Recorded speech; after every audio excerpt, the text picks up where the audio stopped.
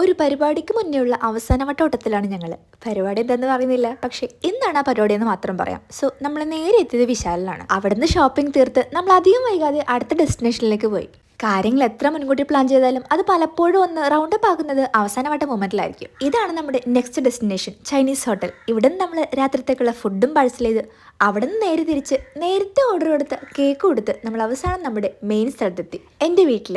ഇന്ന് ഇവിടെയാണ് നമ്മുടെ പരിപാടി.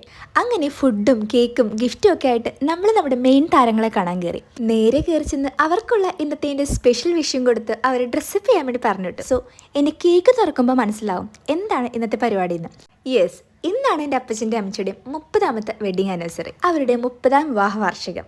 സോ അതാണ് നമ്മളിന്ന് സെലിബ്രേറ്റ് ചെയ്യാൻ പോകുന്നത്. ദെൻ ബാക്കിയെല്ലാം യൂഷ്വൽ കാര്യങ്ങളായിരുന്നു. പ്രാർത്ഥിച്ച് ഒരുമിച്ച് കേക്ക് കട്ട് ചെയ്തു, അതവർ ഷെയർ ചെയ്ത് കഴിച്ചു. പിന്നെ ബാക്കി എല്ലാവർക്കും മധുരം പങ്കുവെച്ചു കൊടുത്തു. പിന്നെ ബിനോയ് അബ്രോഡ് ആയതുകൊണ്ട് അവന് വീഡിയോ കോൾ വഴിയാണ് കേക്ക് ഷെയർ ചെയ്തതെന്ന് മാത്രം. അങ്ങനെ ആ നല്ല മൊമെൻറ്റ്സിനുള്ള ശേഷം നമ്മൾ നമ്മുടെ മെയിൻ പരിപാടിയിലേക്ക് കടന്നു. ഫുഡ്. ഇന്നത്തെ സ്പെഷ്യൽ ചിക്കൻ ഫ്രൈഡ് റൈസ്. മിക്കപ്പോഴും മന്തിയിൽ പിടിക്കുന്ന ഞങ്ങൾ ഇന്നൊന്ന് മാറ്റിപ്പിടിച്ചു. സോ കുറച്ച് വെറൈറ്റി ആയിക്കോട്ടെ. അങ്ങനെ എല്ലാവരും കൂടെ ഒരുമിച്ചിരുന്ന് ഫുഡെല്ലാം കഴിച്ചു. പിന്നെ ഫുഡ് കഴിച്ചിട്ടുള്ള സമയം ആനന്ദകരമാക്കാൻ ഏറ്റവും ബെസ്റ്റ് എന്ന് വെച്ചാൽ ഗെയിം കളിക്കാമെന്ന. സോ നമ്മുടെ ഇന്നത്തെ സ്പെഷ്യൽ ചീട്ടുകളിയായിരുന്നു.